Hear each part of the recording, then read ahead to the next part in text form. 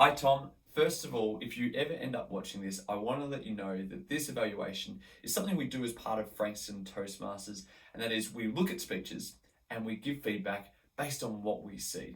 Now before I start, I just want to say that I absolutely love your work.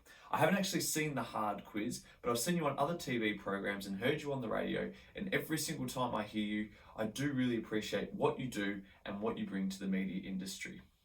Now, in respect to this speech, obviously you set out to ruffle a few feathers. And I absolutely love that about you because you always bring your authentic self.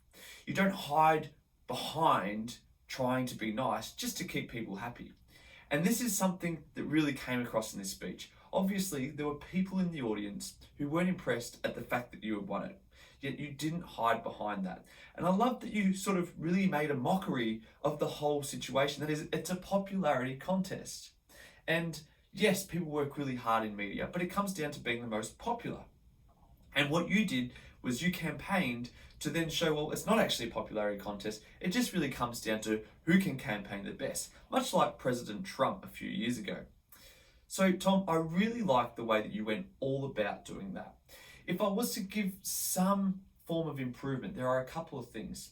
As I said, you went out to ruffle some feathers, and I love that. I think that's a great thing. But my advice would be, know whose feathers you're ruffling. There was a point where you thanked your wife because it was convention. Now, I really think that when it comes to the people that you love and those people that really are there to support you, it's important to do this in an earnest way. Now, I know that you and your wife will have a certain kind of relationship where maybe you can banter like that, but how that comes across to the audience can really come across as a bit disrespectful, and especially when it's someone who you're meant to love and who has supported you the whole way. So probably just work on that in terms of being a little bit more earnest when you speak about the ones that you love and those who have supported you.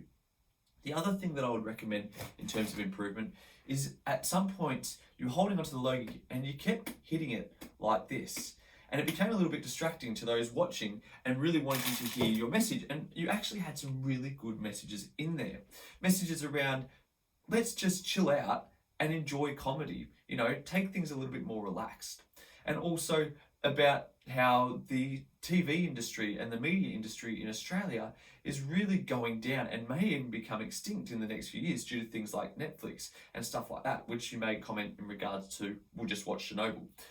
So you had some really good messages in there that were hidden within the comedy, but really came through and really had a strong presence within your speech.